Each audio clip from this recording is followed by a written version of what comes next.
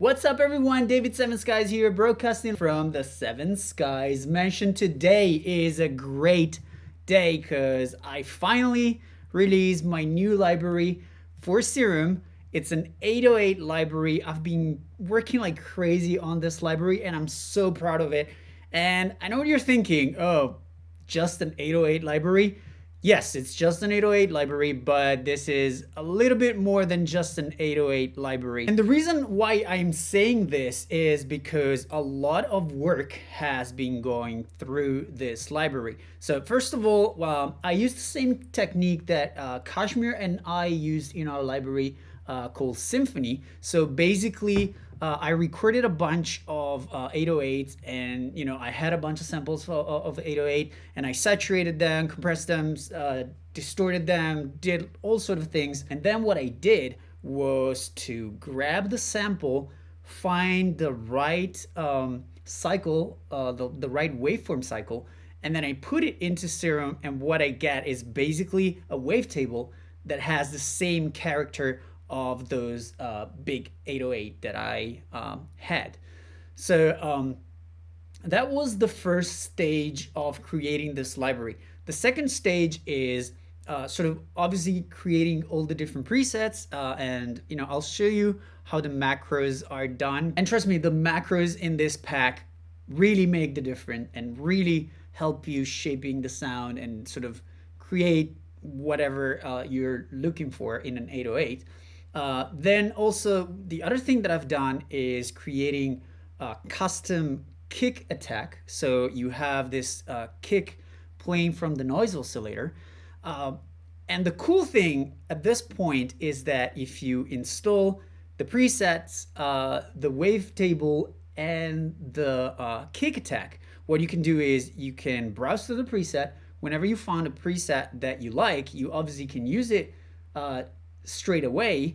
But what you can do is also go through the wavetables and also go through the attacks within the same preset. So basically you can have an 808 that, I don't know, maybe you like the attack but you don't like the tail, the body of the 808. You keep the attack, you keep the effect chain, you keep all the modulation that have been done in the preset, but you can change the actual body. Or maybe you like the body but you don't like the kick, you can simply just go through the noises in the noise oscillator. And I think that's great, and it really just gives you endless possibility. And I'm really happy I made this library, and I'm really happy it turned out the way it did, because I think it really is the ultimate 808 library. I don't think you really need anything else beside this library anymore. I mean, think about all the preset pack that you bought,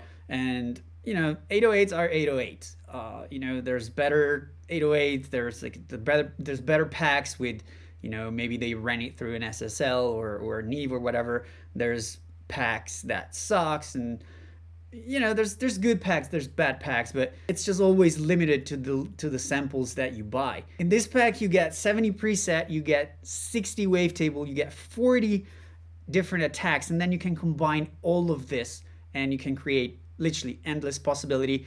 But if you don't have enough, what I've done is also sampling all the presets, but not just once. I sample them 4 times. That's 280 presets. And what I've done is I sample them in 4 different keys, so you can pitch them without a problem. You don't get any artifact, you don't get any pitching artifact, and you don't stretch the file too much. So this is a huge library, and I am very excited to show it to you. Now what I'm gonna do is I'm gonna play the demo song first. I'm pretty sure you heard it already because I posted it all over my social media, but if you haven't heard it, this is the demo song.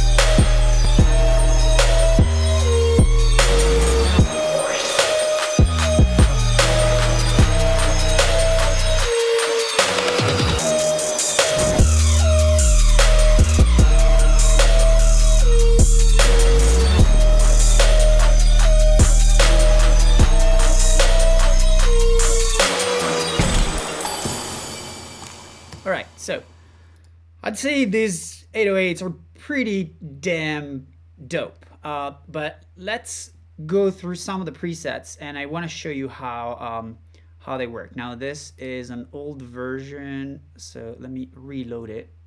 We have this one.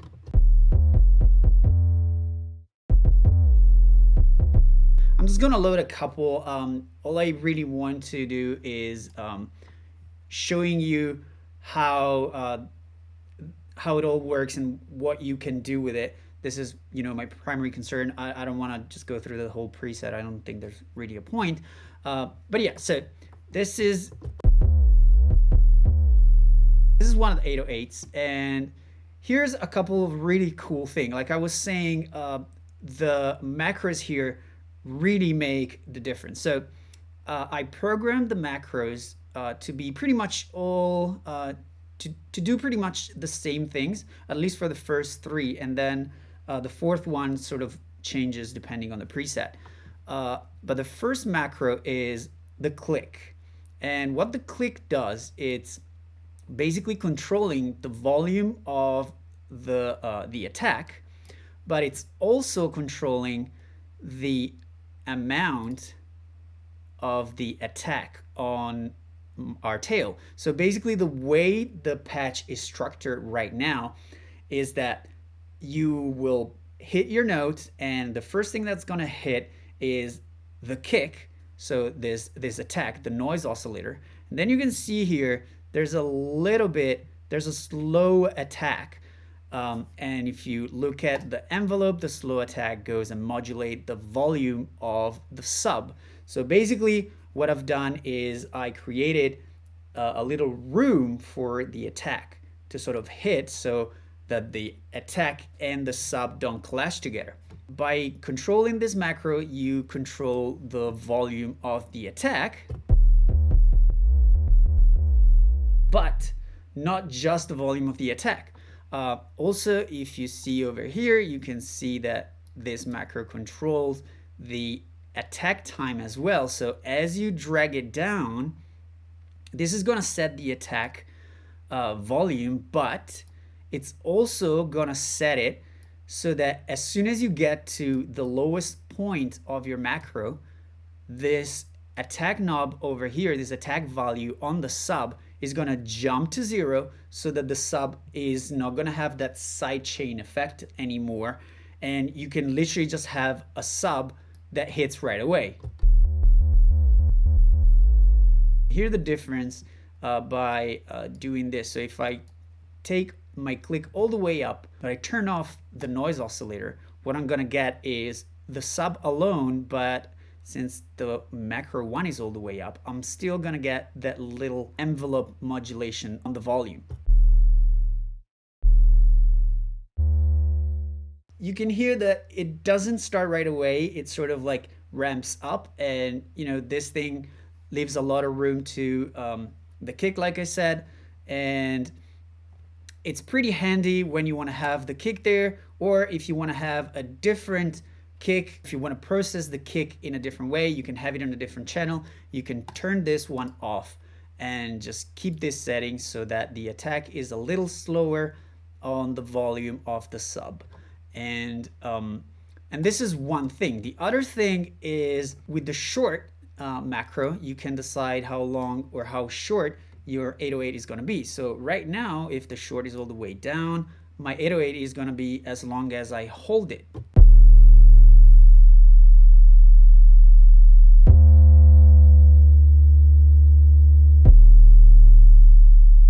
If I go up with the short knob, you can hear that as you go up, the decay becomes faster and your 808 becomes shorter and shorter. Now, there's another thing that I've done that I'm actually quite proud of it. All these 808 also have mod wheel control modulation on the release. And why is that? So basically, when you have an 808 and you're playing it, you can hear that there's a lot of release, and this is a normal thing in trap music and rap music. You have this long tail on the 808. But sometimes you want your 808 tail to stop at a certain point. So I've watched a couple tutorial. I think one was Metro Booming or someone like that. They were showing that they have this 808 which has a long tail, but then at some point, for example, if they go into a breakdown, they have the tail of the 808 bleeding into the breakdown. And you might not want that, or sometimes you want the snare to hit and be completely clean, and you don't want the 808 tail to bleed and overlap with the snare. So what I've done is whenever you take the mod wheel all the way up, it's gonna take the release all the way down, and it's literally gonna kill it. So let's play.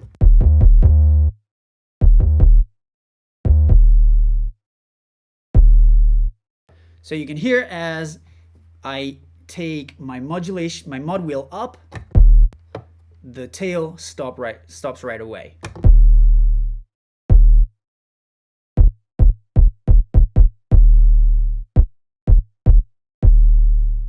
This is very handy. You don't have to render anything. You just move your modulation wheel. It will kill the release, and whenever you want the release back, you just take it down.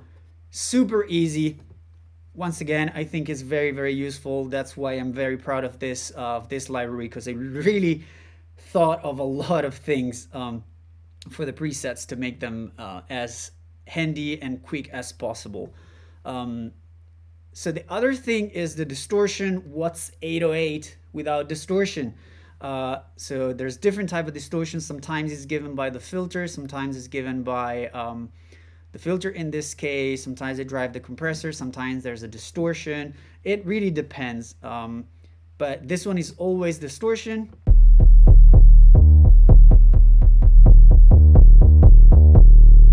In this case is also changing the warping of the 808. And the last thing is pitch envelope. Now, some people like when 808s have this this pitch envelope on the sub, so you don't have this sub that is, you know, completely straight. So what I've done is I basically control the LFO1. The LFO1 is set to envelope, and it controls, you can see here, the coarse bit of our sub. So if it's all the way down, the 808 is really straight, it's static, it doesn't bend, it doesn't sound too natural. But as you turn this up,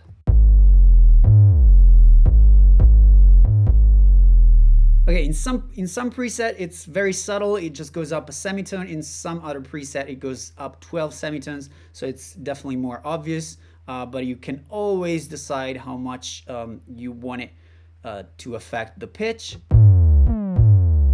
This is definitely too much, but you can use this as an effect. And the other cool thing is that you can sort of morph the LFO as you want it, so that the pitch is always going to be slightly different. You can make it faster, for example. Like this is very fast, it sounds really good. You can make it slower. This is definitely too slow.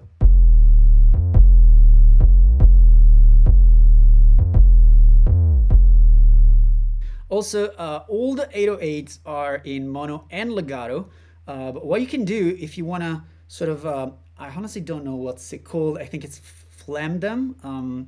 When you have this very fast rolling of the kick in the 808, if you turn off the legato, every time you hit a note, even if they overlap, it's going to play the kick. So let me show you.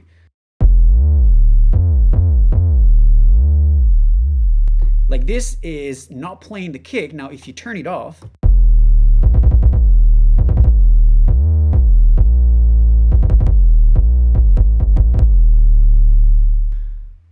so this is another really cool thing. Now let's get to the nitty and gritty of this whole pack, which is what I was talking about. Now if you did everything right, you will have your wavetable installed somewhere in your Serum. And what you can do is, here you go, load your wavetable. Now let's say I want a different attack.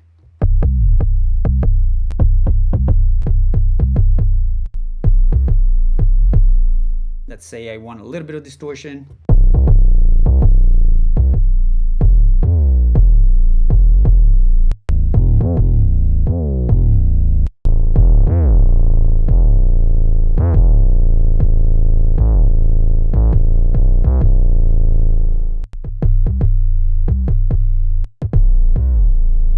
And there you go. You created new 808s. I just made like 4 different 808s just from one preset.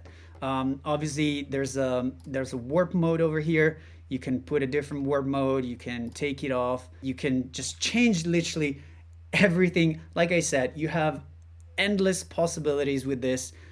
So I am very proud of this spec. All right, guys, this is it. I'm really looking forward to know what you think of this spec. I know this is probably not for everybody because not everybody is into trap and future bass and hip hop and rap. But like I said, I really wanted to do something like this because I don't know. I really felt like there was nothing out like this. There are 808 sample packs and 808 presets for Serum, but I don't think they really grasp the real character of the 808s.